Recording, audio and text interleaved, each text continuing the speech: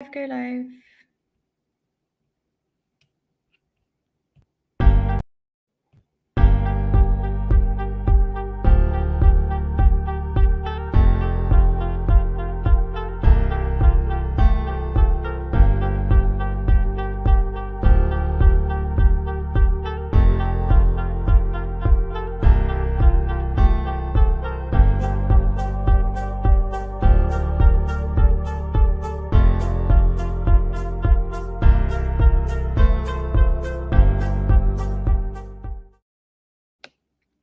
Hi and good morning, afternoon, evening, wherever you are, and welcome to another LMF Life Skills event. Today we are talking all things building financial well-being for employees during the cost of living crisis. If you don't know me already, my name is Sonia Barlow. I'm the founder of LMF Network, which started as a brunch club in 2018, which no one actually attended.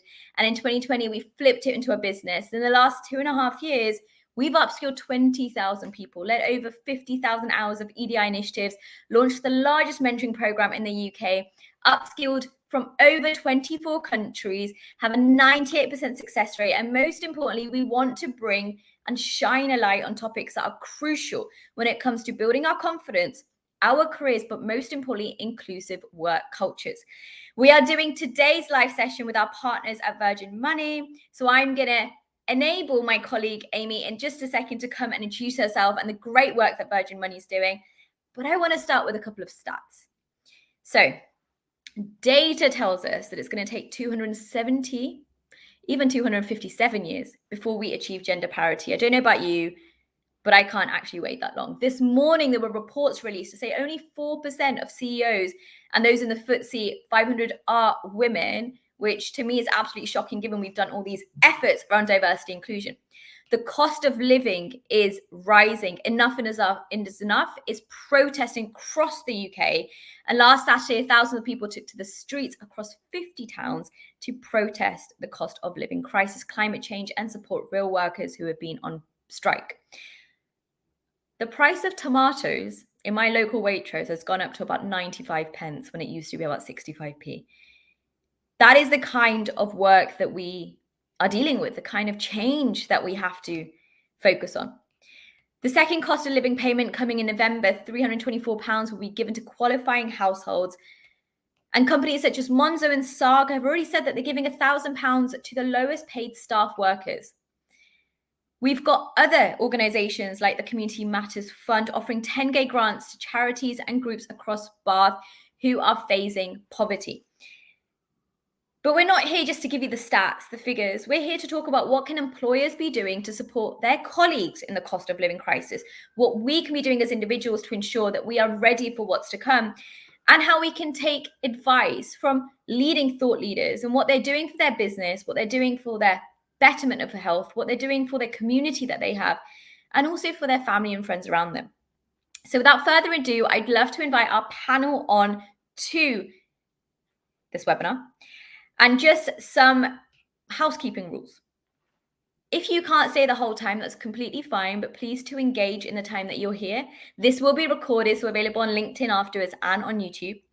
You can support the LMF mission to build the careers and confidence of 25,000 individuals by 2025 by dropping us an email, hello@lmfnetwork.com. You can network and engage with other individuals on the chat. Just start dropping the message and we'll be able to see you. And we very much encourage questions. So the more questions, the better. And we're going to really make sure that we bring your participation back into this discussion. So panelists, would you like to join? And then we'll start with introductions. So Amy, I've already given a really brief interview as to who you are and what you're doing. I think it would be great if you could kick off with your introduction, and then we'll take it around the room and I'll shout out names because I can see you probably differently to how you can see yourselves. Thank you so much, Sonia, for having me on this morning, this afternoon, and having this together. So my name's Amy. I am the award-winning growth manager in Birmingham for Virgin Money. So my job is going out into the community and talking about, well, spending a lot of time talking about money. So we are in the cost of living crisis. So it's really, really important that we talk about finance like well-being, just as we do other types of well-being. And I'll come on to that in just a moment. As we all know, that our finances are such a big part of our lives. So thank you very much. Amy from Virgin Money. Thank you so much. Edua, have I pronounced your name correctly? Yeah, that's perfect. Thank you so much for having me. Here as part of the panel. Yes, I'm Edua Effiom and I own Face-to-Face HR Streatham Hill. It's an HR consultancy and I provide small to medium business owners with HR support so that they can focus upon running their businesses. And I've worked in HR for over 18 years and I've seen a real shift post-pandemic with a real focus upon employee well-being, and I think that's really welcome. Thank you.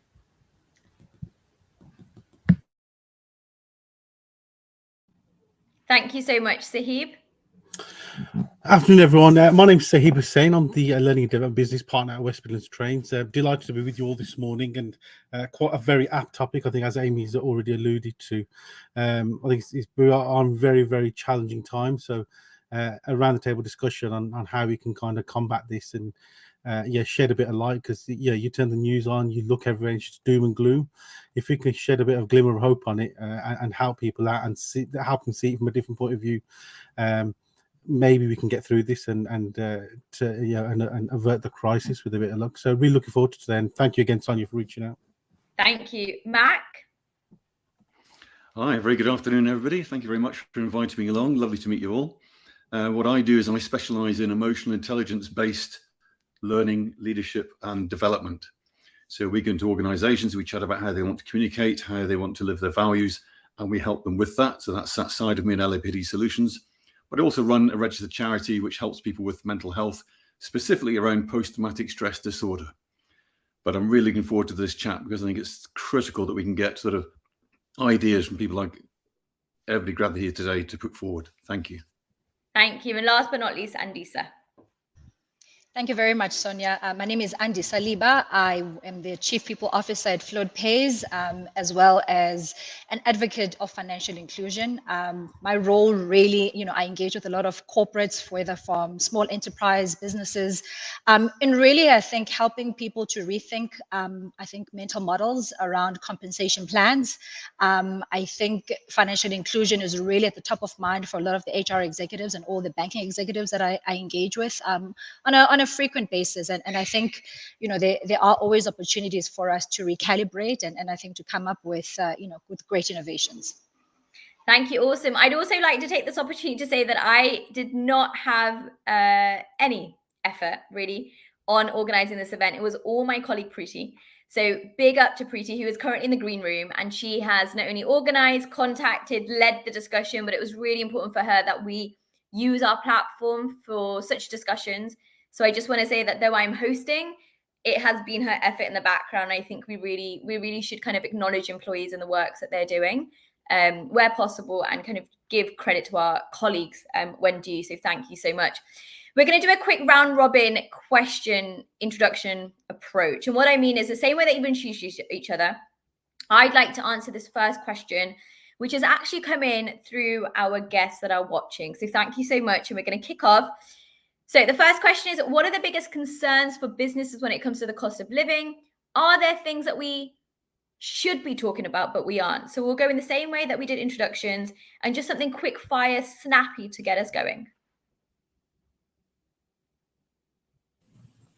Thank you, Sonia.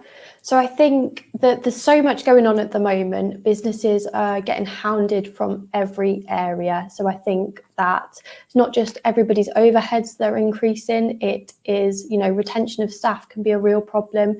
People are getting tighter with their money. So all round being, it's really, really tough. So some of the things that you can do is definitely reach out to your network and see what support is available. So a lot of local chambers and things are putting out information and education on what you can do to really help grow and survive the turmoil that's coming. And absolutely reaching out to friends and family. And also the big key thing, I think, is speaking to your team, speaking to your colleagues, finding out what their successful points are, what their pain points are, and working with them to help them in the workplace. Thank you so much. I feel like we should all be taking notes at this point. Edua? Yes, I think the biggest concerns for businesses, I mean, I speak to small to medium business owners on a day-to-day basis, and I would say it really does vary according to sector. For some, it's energy prices, for example, for those working in the hospitality industry. But I think more generally, wage inflation is a big issue because of the combination of the recruitment shortage and the cost of living crisis. And I think, like Amy said, what's really important is that we talk about this and really think about the impact that it's having on mental health and employee well-being. Thank you so much, Sahib. Yeah, I think that's a good segue into the point I wanted to make. Actually, I think again a massive concern is the moral dilemma that businesses have got. So you've got the commercial mindset. Fundamentally businesses are all about profit, but the issue we've got is that the fallout of a financial crisis and cost of living issues is stress and is mental health. Now people are going off sick. People are going off a long-term sick. They don't see any way out. Companies traditionally have got sickness policies. They're implementing those policies, which traditionally would, for example, after 6 months be reduced pay. But then there's the moral dilemma. People are already struggling. How do we tackle that? So there's that commercial mindset versus trying to do the right thing by people. And I think it's very easy to look at business and say, well, yeah, you're making profits, but yeah, not all businesses are. So yeah, we've got to kind of take it on a case-by-case basis almost. And I just echo that and say not all businesses are actually set up to make profit as their main driver. So I know that when we started, we were predominantly a not-for-profit. And now we're changing our business model to support the cost of living, to support our colleagues, to make sure that we're moving forward. And because there's a commercial gain, but not everyone's driver is money. And, you've all touched on the points of impact, which is key. Matt, and Indisa, I'd love for you to answer that question too, and then we'll push away to the questions that all of our lovely viewers are tuning into. So we have over 75 people watching, which is exciting. Please send in your questions and let us know what you're thinking.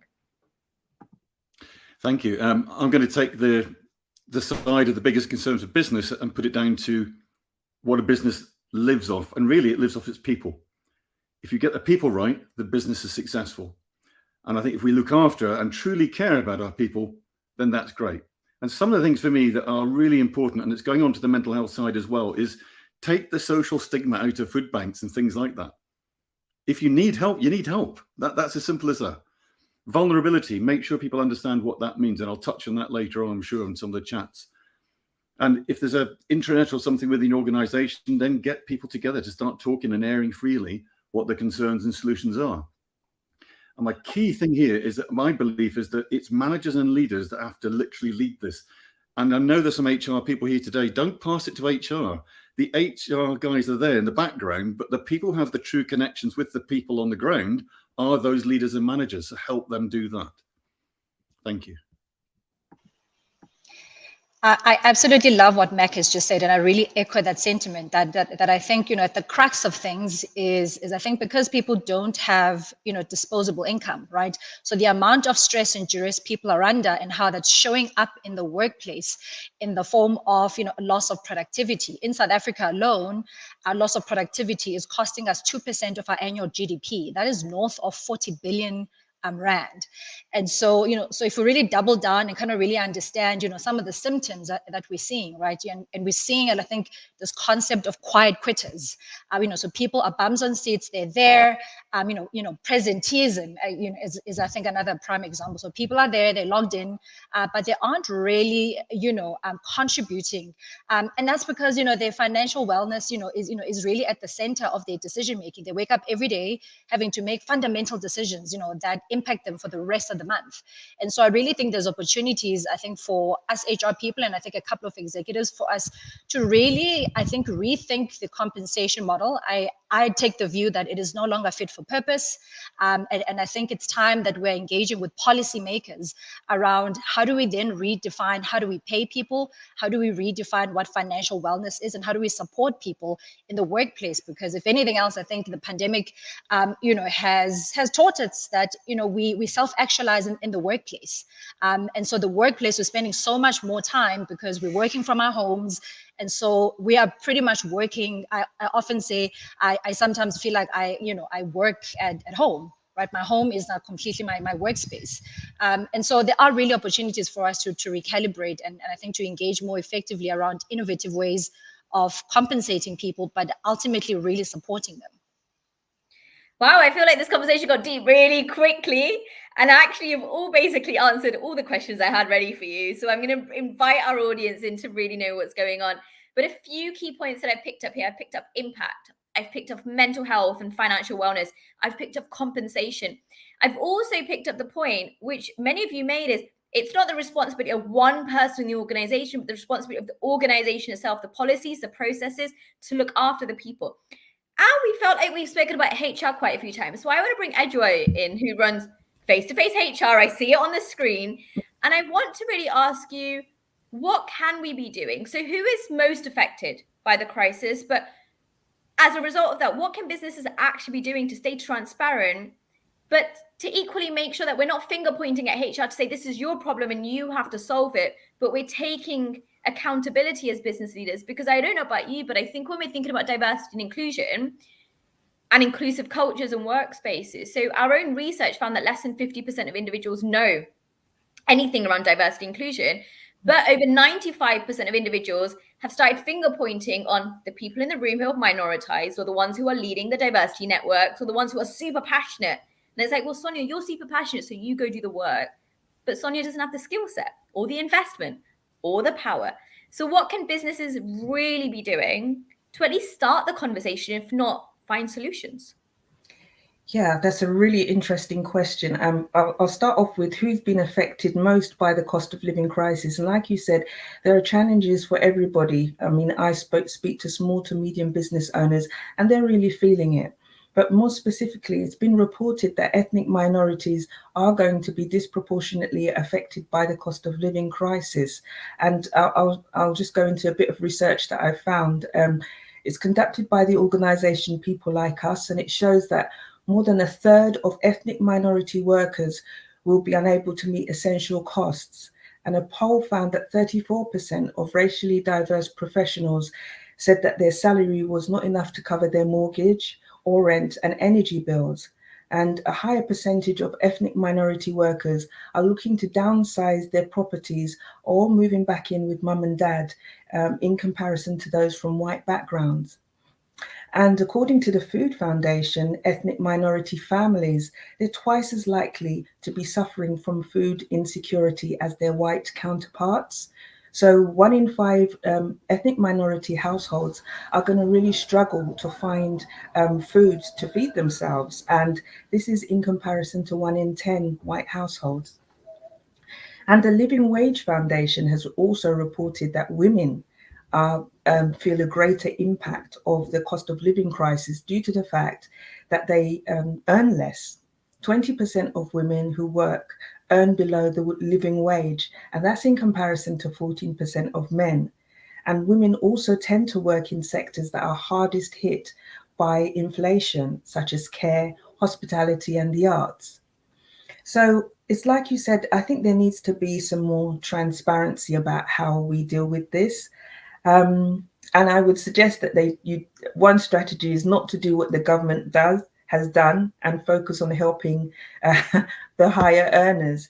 I think pay increases, and going on what Andisa said, pay increases or bonuses should be transparent. Everyone is feeling the pinch, so everybody should have additional support if they're making a contribution to the effort. And there's also non-monetary support that needs to be offered. For example, policies such as working from home, so it saves on commuting costs.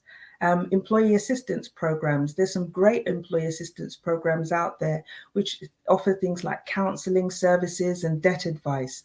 And even if a business doesn't have an EAP, if they could get some financial well-being advice for their employees, it would be really useful at this time.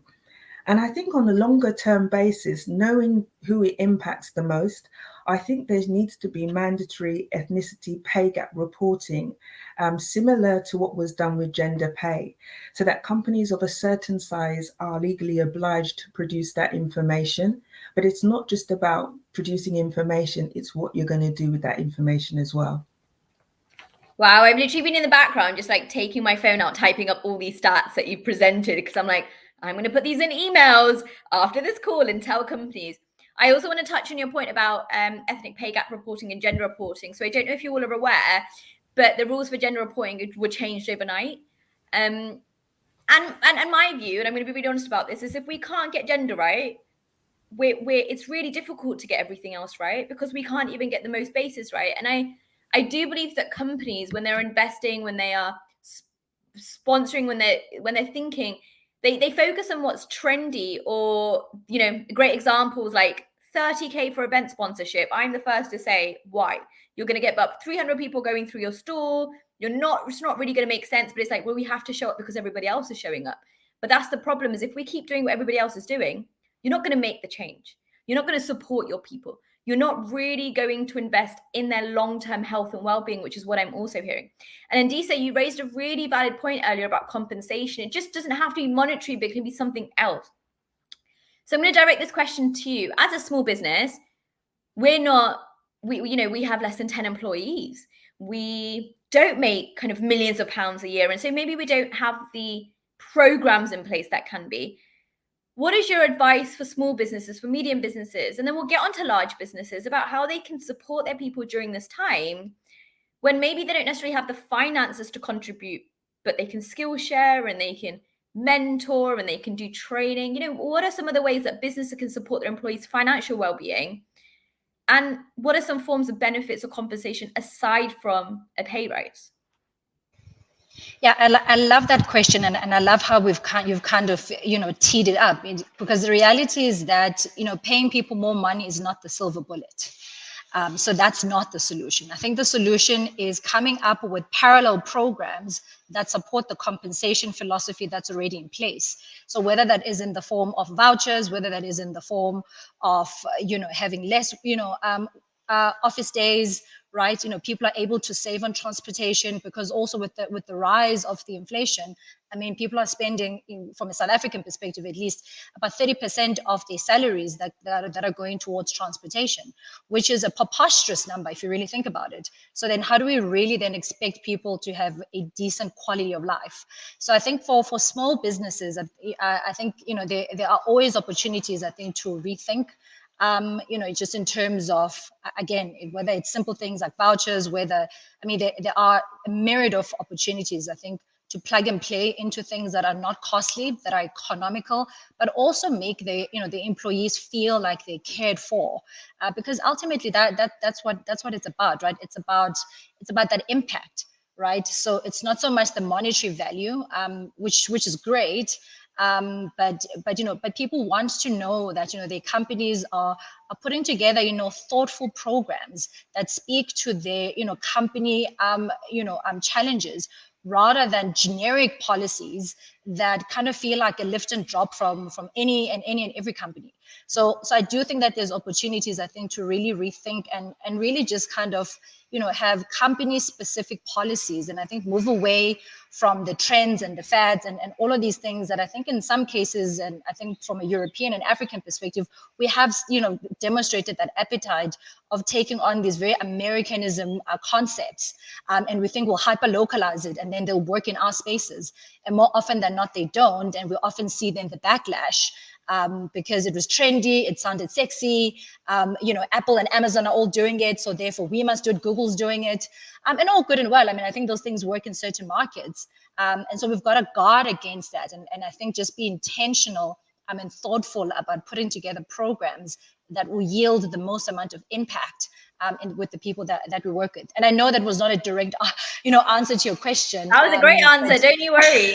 We're in the background being like, right, well, we need to solve this. And there's a couple of things that you've touched on there. You've also definitely touched on unconscious biases. You've touched on the bias that we have because the big companies are doing it. We think is going to work for us. Because you see Google giving free fruit, we need to give free fruit. Because you give Amazon giving X, Y, Z, we have to do the same thing. It doesn't work for every business, and it shouldn't work for every business. And why should we do what everybody else is doing? I know within our business, we work on a task-based effort, not a time-based effort. So I'm like, look, work from anywhere, work in your own timings. You're adults. I know you're going to get the work done. I trust you. And if you're not, then have a conversation. But you need to give people the power and autonomy. It's about, okay, if you are doing something for work, we're going to obviously expense it, we're going to compensate it. But at the same time, we're remote and we're happy with that because you're doing the work that you're doing, skill sharing, up leveling. Most of my team actually work part-time. And what I mean by that is I actually actively go out and support them in finding new clients, right? That's how I can compensate. I'm like, maybe I can't give you the compensation from my own funds, but we can definitely help you find new funds. But when we talk about funds, when we talk about money, the stats are like ridiculous out there. Maybe Amy, when you join us in a little bit again, you can tell us. But it's one thing giving people money. It's another thing teaching them how to use that money, how to save that money, what it means in terms of taxes. I can give you another, £1,000, which some companies have done, but actually is that tax viable? How much does that actually come into your bank account every month? How do you save that money, invest it, and help it to grow? We're not teaching people the basic life skills they need for financial well-being, but we're throwing money at them as if that's what's going to help them. And I think also we see this with our mentoring programs when negotiating. Individuals are like, we are happy to leave for 3K extra. Yes, but if you're over the tax bracket and you're being taxed more and it's not actually coming into your bank account, is it worth the hassle? Is it worth the extra work that you're doing? And Mac, I'm going to invite you in because I can see you laughing in the background. And I can see that you probably want to just say a few things on this. So I'm just going to let you have the floor because that smile and that smirk has given it away. So let us know what you think.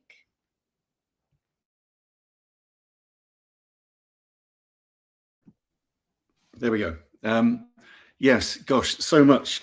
I hope we've got 2 days left to run this because, I may take most of that. But I've got some really, really dark sort of thoughts about where we're going with this because there isn't enough help and there isn't enough specific help, like you say. It's well and good saying to somebody, well, here's some money. If they don't know how to use that and use it cleverly, then that's a problem. And as I said earlier, my real focus here is emotional intelligence. And emotional intelligence is very, very straightforward. It is about looking at the emotions and the follow-on behaviors that people are having, for example, through this financial crisis, and how they use that intelligently. So in other words, they do what they should be doing with those emotions, maybe putting them down, using those emotions and the follow-on behaviors. And I just want to do a very quick activity because I know we can't see everybody, but I know everybody can hear us. I want you to think in your head of the very best friend that you have that you go to talk to because you have something critical you want to discuss. Okay, now I don't need to say who that is or what relations they are, but think about why. Why do you go to that person? And when you think about some of the ingredients, I'm sure you'll come out with things like, well, I trust them and they trust me. I can say whatever I want and I won't be judged. And then the word that came out earlier is the word care, because that person truly cares about your welfare. And the secret there is they're going to tell you what you need to hear and not necessarily what you want to hear. That's a great friend. And going back to a point about HR is great and they're doing a fantastic job, but we have to be careful about ignoring the leadership and management relationships that people have within those teams. In theory, if you were my team, we would have great relationships. So I should be the one that's helping you get through this storm. But within sort of terms of the other resources within the organization, then it's almost like the financial COVID, excuse me using that expression, but there's this storm coming, we can see it coming. What sort of virus is it? How do we then put something in that's going to be vaccinating that? It's all the different opinions we're going to see on social media and everywhere else that the HR guys are going to be the police of that. They're going to help the organization say, no, that's not quite accurate. This is accurate. These are the statistics that come out. We also use something called the Moccasin Approach. And for us, it's critical. If I can look at each of you, my team members, and I know you that well, that I can literally step into your shoes and understand what it feels like from your position. And that takes in all sorts of things like intersectionality and all the different things that come into that side of stuff. We have to understand that. And if we haven't got that great relationship, it's not going to work so effectively. So the psychological safety, whereas I can say whatever I want to you, my team, and you can say whatever you want to me, because that's the sort of organization we are. That's the sort of relationship we have. That's the key that I see for people moving forward, to be able to discuss that and open up and be vulnerable about their worries, their concerns. And it's only by being vulnerable as leaders and managers and saying, actually, yeah, I've got some financial problems coming up and I'm really scared about that. When we are vulnerable to other people, it allows them to open up to us. So I think that emotional intelligence, the bit that's called social awareness, is critical. It's not been about social in that sense. It's more about making sure that people can speak, that they have got no worries, that the word food bank isn't, terrible. It's like when I talk to the guys on the street who I find and I'm trying to help who are homeless, and they don't want to admit they've got mental health problems, I'll explain to them what I do when I crash and when I fall down and I can't sort of speak and I start crying, whatever it might be. When I show my vulnerabilities, they then start helping me to understand theirs. And I think that's a critical point as we move forward in this storm. I could go on for hours, but I'll pause. Oh, thank you. I mean, you can go on forever. And actually in the background, my team and I are making notes being like, psychological safety, impact, emotional intelligence. These are all going to be our upcoming webinars. And I know that we're going to have a discussion with Amy afterwards to be like, how can we really support financial well-being? How is Virgin Money doing the work? And how can we support benefits moving forward?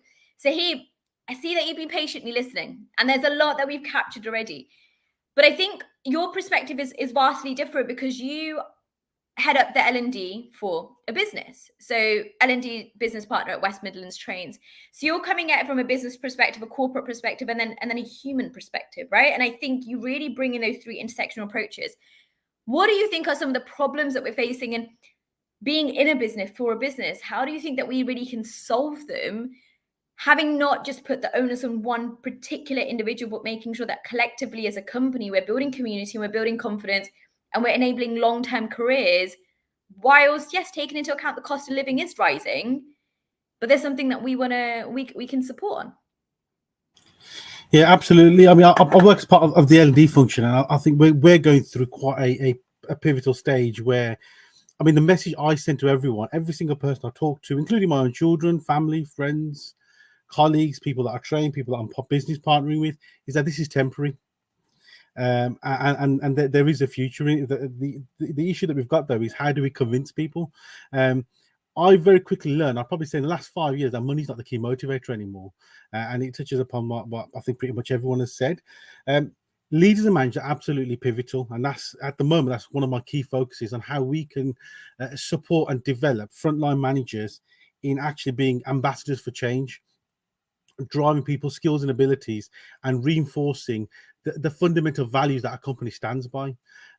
We are people at the end of the day. When I say to anybody, strip off everything else, I'm a father, you're a mother, you're a sister, you're a daughter, we're all the same. We're fundamentally the same, and our underpinning objectives are all the same.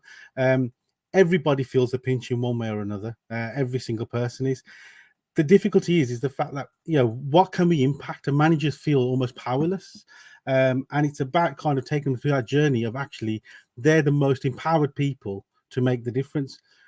I work for West Midlands Trains. It's quite a large company, employs over 3,000 people. But I actually work for my manager. So my issues, my concerns, my problems, my day-to-day interactions, my reporting is with my manager, not with West Midlands Trains as a huge company, but it's with my manager.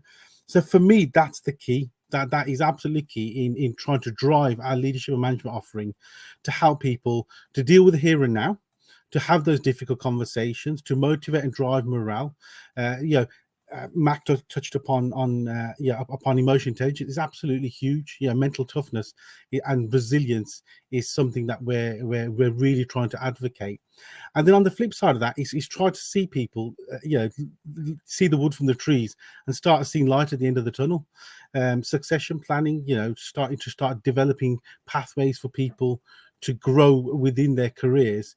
Is absolutely huge, and that's all underpinned by a well-being offering. Where the rail industry is absolutely fantastic. I've only been in for 4 months, but I'm gobsmacked at how driven they are when it comes to an EDI perspective. It's absolutely mind-blowing, and they're making little snippets. Sometimes if someone said to me today, "You can save £2," can't be bothered. But then if you do it regularly enough, it starts to snowball. So these employee assistance programs do make a huge difference. The other thing that's really dawned upon me recently is there's a lot of companies, organizations, charities that we don't know about. They exist. And sometimes we suffer in isolation. So something I've just done very recently is I've undertaken some training through the Samaritans with regards to dealing with people in difficult circumstances. Again, the services and the that they provide are absolutely brilliant. So I think as an organisation and as industries, I think we need to kind of look closely at our first line managers and make sure the fact that they're supported and developed, to make sure that they are providing that first line support and developing productivity and efficiencies to make sure that their people can deliver. Yeah, some great nuggets that are being shared. And I'm going to bring the audience in because we've got a great chat going on. Thank you for your questions. And just to support the conversation, to support us in our experiences, Virgin Money have kindly offered a giveaway of £25 Virgin Experience voucher. So you can win that by signing up for our newsletter, which is going to be pasted in the chat right now. But I think the nice thing about that is if I was given £25, I'd be like, right, what am I going to spend it on? And maybe go to Waitrose or go to Tesco or go to Aldi and do some shopping. By having an experience, you're actually being able to take away from your day-to-day. And I think that's really important when it comes to employees as well, is taking yourself away from your day-to-day, knowing that there is more to life than just doing your job. And that might be super controversial because I run a business and I have colleagues and we are all in businesses and people are watching being like, wishy-washy. No, we have to think about our well-being. We have to think about our impact. We have to think about, does this really serve us? Is it our energy being placed in the right space? And are we giving too much? And how does that impact our health? I don't know about you, but as I get a little bit older, I tend to take a step back nowadays. And I'm like, how is this impacting my health and my long-term success versus just being in the moment, versus just trying to run after money? And you've all said it, money is not everyone's driver, and that's okay. It's okay to be in a position where we're thinking, what is our driver? And I think that itself is a bigger question. We'll get in there. We've got a great question that's come through. So what do the panel think are the key barriers to raising awareness of financial well-being in the workspace? And what are the barriers to getting investment in financial well-being? I'm also going to invite Amy back on if she's back online to get involved with these discussions as well, because this is the core of what Virgin Money do. And Amy, if you're good, I'm going to invite you to really kind of crack that one first. Thank you, Sonia. So this is something I could, again, like all the other panelists, talk for days about. When it comes to the workplace, financial barriers, the thing when it comes to money is that it's a really sensitive topic for a lot of people, and especially in the UK, it's not something we're really willing to talk about, or it's not something we will openly engage with others about. It has to be it's something that a lot of people keep quite highly guarded. So people as well in the UK, we like to keep calm and carry on, as they say. So we don't like to let others know when we're struggling. And I think just starting out in having those conversations. So when I talk to businesses, I'll say, you have your check-in with your colleagues and you talk to them. Do you ever say to them, okay, so, how are you doing in work? How are you doing outside of work? Well-being? How are you doing financially? You just give them that chance to kind of say where they are. I mean, there's so many different ways you can look at it. Like everybody said today, you can look at it from that financial point of view of what are we doing, like to give people more rewards in the type of like actual money. But there's so much else you can be doing. So, are you having those conversations? Are you educating your colleagues? Are you giving them some suggestions? I mean, a lot of guys here, I'm sure, like buddy people, really love to go and get like a Costa coffee or something on their lunch break as their little treat for themselves. And actually, one of the girls realised that one of the places they do a card, so it's £20 a month, and you can go and get unlimited coffee. And actually, they've saved themselves, I think, £30 a month in doing this. And then everybody goes and tells everybody, and everybody goes, oh, I'm saving £30 a month doing this. And they're still able to have that little luxury that really brightens their day, but they're doing it on a reduced cost. It's knowing about things like this as well that really does make a difference. Yeah, thank you. I mean, I was talking to my friends last night and I was like, have you ever done a model hair booking? They were like, we have no idea what that is. I was like, well, a lot of companies, hair salons want you to come in as models for a reduced price or free. You get a haircut, you get hair color. Yes, someone's testing it out, so it may take triple the time. But I wish I knew about that when I was a student because I was paying so much for my hair. And then afterwards, I realized that you can go and get free trim. right? And if free doesn't mean like you're not supporting someone, because actually those individuals that are doing it, they're training themselves, so they need a number of hours or experiences under their belt. So it's a win-win. That's a hack that we can really bring into it. We've had another question come through. And the first question was from Carla Hop. Sorry, it didn't come up on the screen because I think, Carla, we're not connected, but if we are, then it will come up. Tyzone, hopefully I've correctly pronounced that, says to add how to deal with employers who still believe once they pay their employees, they should not be involved in how the money is used. So I'm going to invite Andisa because, again, I see the smile. I'm like, I know you've got something to say. And then actually, I'm ask you to jump at the back of that because obviously this is the work you do with companies. Yeah, absolutely. And I mean, I think a lot of the space that I hold, when I engage with people is really about conscious leadership. And I think to Taizo's point, I think the subject of money really is taboo. I think it is a conversation people are often very fearful to have because the fear is if I open this door, and the Pandora's box that might follow. Do I have the right knowledge and the right education and the right tools in my repository to then continue the conversation forward? And I really think that that's fundamentally just the barrier, right? Because people are afraid, if I ask you and say, well, how are you doing financially? And then God forbid you give me your entire laundry list and then I'm kind of stuck and I don't know what's the next natural step. And so I think for leaders, we need to capacitate leaders. I think for them to have the right language around talking about money in the workplace. I think for them to gather the right quality education and the tools to hold space for that conversation. And it's not to say you're holding space, I think, to solve those problems, but you're holding space to create a bridge for someone to then take something home and apply their minds to it. And it's often these things that we're fearful, to create these spaces where these conversations can organically happen. And I often say it's actually a missed opportunity, I think, to engage with your people. I think to demonstrate true leadership. I think to demonstrate that you are conscious in your effort to build and to nurture people in your workplace.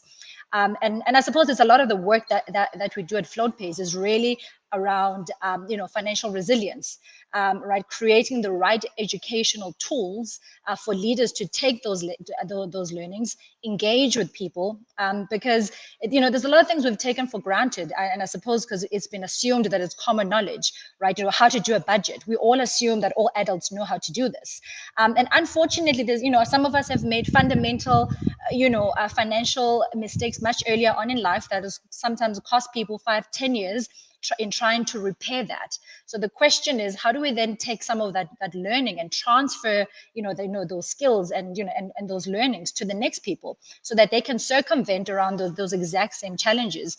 But I do think the conversation of financial wellness is quite taboo, and people tend to really have a difficult time having that conversation because I don't think they feel confident enough that they've got the tools and the skills to hold it effectively. Yeah, I completely agree. And one of the things that we're going to do in the new year is we're going to launch 4-week kind of boot camp style programs with reverse mentoring to focus on these topics. So in February, it's around LinkedIn, building a brand, building a bridge, building your business. And then the next one, we're going to do financial well-being. We're going to do ones on confidence and imposter syndrome, because that obviously is also a point of, am I the right person to say this? Should I be talking about this? Should I not? And you get kind of jilted. And generally around kind of getting that pay, your next job, your first job, getting your pay rise. So it's very money related, but coming at it from different angles. And Ezra, I'd love to invite you to the conversation. But also, we've had another question come through, and we've got so many questions. I want to make sure we really get through them. And Honora says, I'm trying to move and work on another continent, especially around D&I sustainability, and I'm facing a visa barrier. It doesn't seem like companies are sponsoring enough for diverse employees, and they're okay with having as close as possible as people. Will it change? Is that the impression? What do you see from the conversations you're having? And I guess an extended question to that is, if we have the same or similar, what kind of biases does that bring into a system that we're already trying to change? I appreciate that's a loaded question. Okay. I mean, just moving, just going to build on what Andisa was saying about having those one-to-one conversations is really important. And even if you don't feel that you've got the skills to have it, I think we do need to empower our line managers to have those conversations. And also, and remember that it's like you say, it's not about having the solution, because a lot of line managers aren't the ones who are trained to provide counseling, which is why I think it's so important that they are signposted to an employee assistance program. And once you've had that initial conversation, and it's interesting when I do go out to small to medium businesses and I'm talking about they taking on an employee assistance program, they say, oh, really? Is that how much it costs? But really, it's really an investment in their staff, because obviously having financial worries impacts upon people's performance and their ability to turn up for work. So I just wanted to dovetail onto that. But in terms of diversity, I really feel like this is an opportunity for us, because the downturn I mentioned earlier about the fact that the combination of the recruitment shortage and the cost of living crisis is pushing wage inflation up. And we have to look at other places to fill those gaps and so think wider when we're trying to recruit people. So I think that, that is going to be a win-win situation, or we could get something positive from the fact that we are having a recruitment shortage here, and think further afield about getting people from other parts of the world to come in and fill those gaps. Thank you so much. Sahib, I'd love to bring you into the conversation, leading the L&D department, but also get your top tips on what individuals within the workspace, so in leadership positions like yourselves, partners, managers, can be doing just to start the conversation with their colleagues within the business. Yeah. Can I just dovetail just that previous question that somebody asked about working abroad? I mean, I've worked in the Middle East, and I mean, one thing I would heavily encourage is to do your research, because EDI practices aren't consistent globally, and that's something you'll really They're not even consistent in the UK, yeah, let alone globally. So it's just all in London, basically. What you'll find is very unfortunate. I'll give you a great example. So my sister's an optician and wanted to move to the Middle East. But unfortunately, the rollout there of an optician here is on par with a doctor. You're highly regarded as a professional. Whereas in the Middle East, it's not. It's very, very different, because there's parts of the world where that field is recruited from. So what I'd say is do your research. Will it change? Are we changing in the UK? It's a very, very long and ongoing battle. But what you'll find is certainly in different parts of the world, there are different demographics and different ethnicities work within certain roles and certain sectors. And wrongly or rightly, that's the way they're operating. And that's something that probably isn't going to change anytime soon. So I'd really encourage doing some detailed research on what you want to do and where, and tactfully picking where you're going to go. In relation to your question with regards to leaders and managers, it goes back down to what I said earlier. It's about giving them the confidence, and Edward mentioned employee assistance programs. Now, we're not full of answers. I'm not a financial expert. I can get you a good deal on a lot of things, and I can get things cheap enough when I want them. But by and large, can I give sound advice? From life experience, yes. But when it comes to qualified financial advice, no. Now, that doesn't mean the fact that I won't have that conversation. I quite often still, I'm in my 30s, and when I buy something, I still ring Dad and still ask that question and still go through that due diligence. So we've got to, as leaders and managers, adopt that same kind of process within the workplace. When we have the conversation, make sure the fact that people are being reminded that there is help out there, having these casual conversations. You just mentioned about that coffee card. I have that very coffee card. It's a Pret card. I thoroughly recommend it. It's absolutely brilliant. Someone's mentioned Hot UK deals. I'm currently going through a house renovation. 90% of the stuff has come off that very website. So these little snippets of information, we need to create localized communities where we share this information, have these conversations. When we're doing things like as teams and building that teamwork and ethos, how often do we actually sit down and just kind of drop the professional hat for a second and have these informal conversations about life and things that are going on and what's going on in each other's lives? And you mentioned the word hacks earlier, and it's again, that's very much on trend, isn't it? People are doing certain things or saving certain money in a certain way. How can we share this? And the other thing is, and even within our organization, we're guilty of this. We've got all these employee assistance programs and various agencies that we work closely with. or we've built the relationship with, but the uptake is not as big as it could be. So it's kind of directing people and having that campaign to remind people that these services are there. Some people aren't technically savvy. Some people work out in the field and aren't on laptops like we are. So it's making sure the fact that the help is accessible. And also, what I'd also say, ambassador or certainly advocate is champions within industry. So there are people out there who within an organisation really know their stuff about certain things. I've got a colleague who knows a lot about pensions, and someone else who knows a lot about investments. And it's about sharing these communities, a bit like a university. You go to university and you've got various societies and they help each other. That's their only purpose. They're not created for any other purpose but to help one another. We can start advocating something like that within the workplace, and I think that would certainly bring about some positive changes. Yeah, I mean, if you're looking for a community, LMF Network are here, right? Absolutely. I can't help but do a plug. That's why we're here and that's why we exist. And it's so interesting because of a lot of employers or employees, and this is what I find with businesses, are like, well, we're already working with a community. So we've worked with that one community, we don't have time for another one, or we've ticked that box.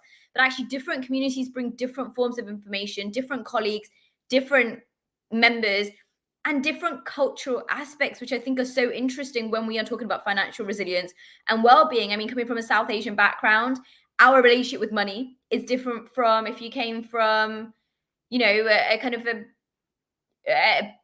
Black community, the white community, East Asians, Latin Americans. I mean, it does depend on your upbringing. It depends on your family. It depends on what kind of conversations you're having in the background and what you can do. Before I invite Amy into the conversation, we've had some great questions and I'm very, very grateful. We've also got 9 minutes left, so I'm also mindful of the time. A question that's come in saying, I'd love to know what the panel think about the power of stats and giving leaders a starting point from which building empathy and understanding is to encourage persuasion. Is data persuasive or are anecdotal stories better? So as a kind of summary and wrap up question before we invite Amy on, I'd love to know from each of our panel members, what are some tangible things that those listening today can actually go and do to start the conversation with their business leaders, with their colleagues, with people that they're virtually meeting on Zoom or through LinkedIn? What are some tangible things that we can do? I'm going to give you a second to think about that. And my secondary question is, what is one of your money hacks? And I think that's a nice way to start sharing and caring. So I've already spoken about the fact that I get haircuts, which are free or partially funded. And that for me is really important because a haircut is a haircut. But what are some things that you are doing in terms of hacks? And what do you think we can be doing as people to start the conversations with businesses? Is there anyone who wants to go first and ask and answer that? Yeah, Mac, go ahead. Okay, so bizarrely, my hack is something that I'd imagine 90% of you would not fall into, because I live on my own. I love the cold. So I make sure my boiler's only on twice a week, because why should I leave it going all that time? I don't need the heat on. I've not had heating on since February 2018. So therefore, all I do is warm up sufficient water for 2 times a week so I can use that to do dishes, washing, etc. So that's my sort of personal hack in that side of things. And as to what people can start doing, and I think this is very much an organizational thing, is stop being so insular. What we've got to do as organizations is stop just thinking it's only us in there. Toto Wolff, the sort of top guy in Mercedes F1, turned around and said one day, leadership isn't about us as leaders, it's about them as people. And so we need to start helping people understand that it's not just us looking at our own company, but start collaborations. You've already got one today with Virgin Money, experts in that field, so fantastic. So other organizations should do exactly the same and start talking to other similar organizations in the same industries to get ideas and start sharing, collaborating like that. And thank you. Thank you so much. Again, as I said, I'm very, very grateful for this collaboration, but no credit to me. It was very much my colleague who realized that this was an important conversation to have, and she's done the work behind it, and hopefully we'll have more moving forward. Who'd like to go next? I mean, it really is kind of up for the floor, but I want to give you the time. Happy to jump in. And Disa's like, I know, I'm ready. I've got the key. Well, it's a couple of things. I mean, I think the important thing for me has been, the usage of, the right budgeting tool, and I think to have honest conversations with myself around how do I engage with money. So what am I using? And really, with time, I started picking up my patterns. Right, it's very clear that I have too many cups of coffee. So that much I had to address really quickly. But yeah, I think it's just about having the right tools. I document everything. I have very honest conversations. I'm a ferocious saver, and I think part of that comes from rather trauma. Right, you grow up and you have certain disadvantages, and I've grown up, and now that I can afford certain things, I'm very, very, very afraid of financially getting back to a place I was 30 years ago. And so in that sense, I'm a ferocious saver, but I also have to interrogate that relationship with money and why I save so excessively. And what else can I do to make my money work for me? But it really is just, finding the right platforms, not being afraid to speak to people. There's so much more that, that you can do, platforms like these ones, and just really kind of listening and learning from people. I think that's one. Yeah. Thank you. I mean, I've never heard ferocious saver, but I feel like that should be like on a t-shirt somewhere. So, and if you make that t-shirt, I will actually get it because it was a great reminder. Another thing that I just want to add at the back of that is please don't compare yourself to people online. What I've started seeing is individuals being in positions where you're like, they have that designer bag, they have that Porsche, they have X. No, the internet is not real. I did a reel on this morning being like, you think everyone's having a successful time, but you know what? Go into people's actual company houses, talk to them about finances, understand if they have budgeting and cash flow resilience models put into place. And you'd be surprised at how many people outwardly are like, we're killing it and we're doing great. But inwardly, they're like, we have no idea what's going on. And some of these things can be rented. So don't compare to what's happening out there because most of the time it's not true. Sahib, I'm going to come to you, then I'm going to come to Edua, and then I'm going to invite Amy back on to give us a full wrap up and tell us exactly what Virgin Money can do to support us. No worries. For hacks, I mean, the one I'd have to say, just kind of list to everyone, is don't be afraid to buy secondhand. Honestly, I was out in Dubai, and I must confess, I was the same. I never used to, but when I went to the Middle East, before we moved out to, it was Abu Dhabi actually that we moved to. We bought an entire villa full of furniture. That is a bit of a godsend because we literally turned in, it was all there. It was all secondhand, and once I'd moved there, it became the norm. People are paying almost a going rate for IKEA furniture that you could buy from IKEA, paying the same price just because it's assembled and ready to go. So when you're looking to buy things, don't be afraid to upcycle things. Go onto places like Facebook Marketplace, eBay, Gumtree, Shpock, and all these various places. Because 9 times out of 10, no one's eaten off a light, so it ain't going to do you any harm. No one lives in a wardrobe, so again, it hasn't done any harm. So I'd really encourage people to do that. And when you're about to make a purchase, don't make a knee-jerk purchase. Do a bit of research. There are quite often voucher codes that people can use, various discounts that they can use, and all of this can make a huge difference. There's a huge on-trend thing. I just wish I had the time to do it, and I've promised myself in the next 12 months I'm doing it. I really want to upcycle a piece of furniture. And I blame TikTok for that because I keep watching it and I'm just mesmerized by how good it looks. So we're going to keep you accountable. So anyone watching, message Sahib in a year and be like, show us what that upcycle looks like and tag us. I'm very mindful of time. So Edjo, I'm going to come to you very quickly and then Amy, invite you back into our discussion. I love this section on money hacks. I love it. I sort of do things for treats. So like getting, a manicure and going to a spa. I can do all these things at home. And actually, another thing is I like to keep fit. And I used to have expensive gym memberships, but I started to do park run on a Saturday, completely free. I've got my weights at home. So, I'm working on my guns at home. You don't need to go to the gym for that. And just general practical things. I want to come back to something like Max said about businesses. And I think it's going to be so important for business leaders to show vulnerability and say, we're in this together, and to communicate with their staff and keep them engaged throughout this whole process. So, that was just something that I wanted to end on. Thank you. Thank you so much. I know that the money hack bit is what most of us are taking away. We're like, let's do one thing. And if you're watching and you're doing one thing, do it. Take a selfie, tag us, and let us know how it's really working for you, because everything I'm learning today is small habits make significant leaps. Start the conversation, do one thing and see how it progresses. Don't be afraid to be vulnerable with your colleagues, with your customers, with your company. But most importantly, be kind to yourself when you are thinking about looking after yourself and the cost of living, your wellness, and just financial resilience. So Amy, on that point, what are some of the great things that Virgin Money are doing? How can we get involved?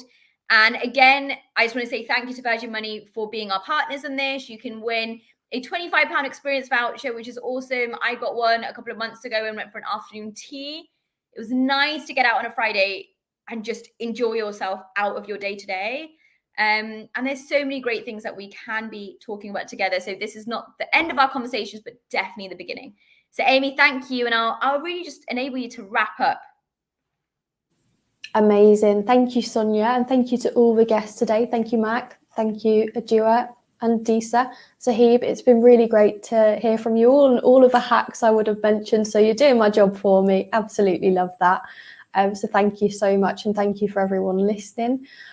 So we, Virgin Money, have done so much in the last couple of years, including giving our staff, our teams, financial uplifts.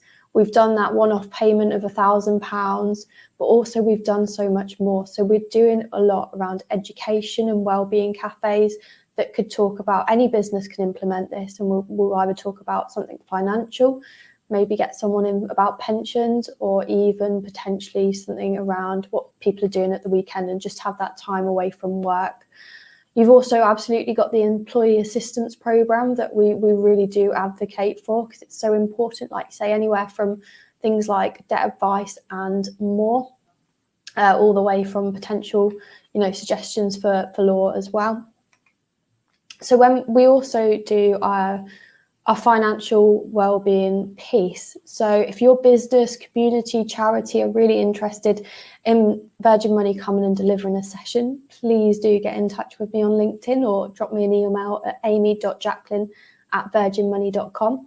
Take advantage of like-minded females and networking groups that are local in your area, because they're really great for support as well.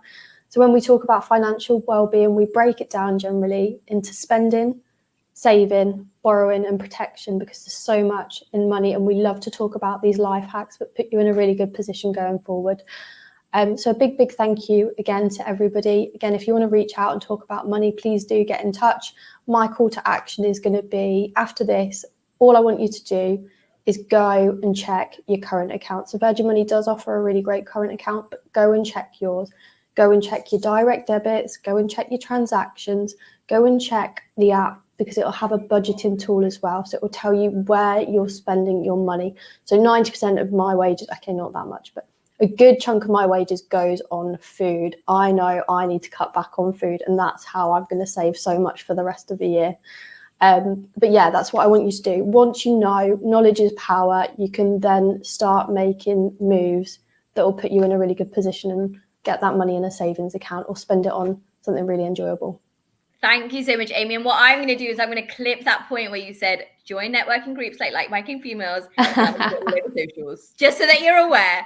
But I want to say a big thank you to all of our panelists. Yes, we can talk about this for ages, and as rightfully we should, but we only have an hour in the day. We made it virtual so everyone can get involved, and we're going to start doing some in-person events with Virgin Money in the new year, really financial resilience, financial management, and just making sure that conversation doesn't just stick in the London bubble, but it's everywhere and anywhere. And we can take these conversations to our own family.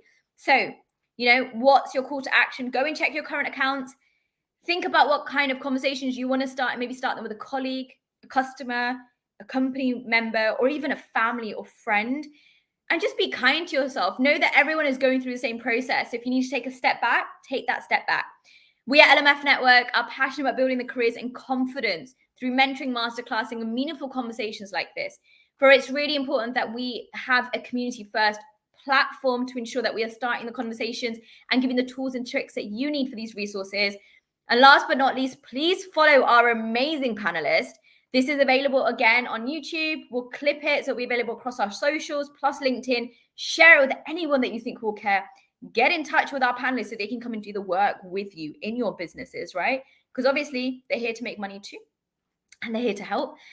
And apart from that, have a great rest of your day. So keep in touch, follow our channels, win that £25 voucher, and I will see you very soon.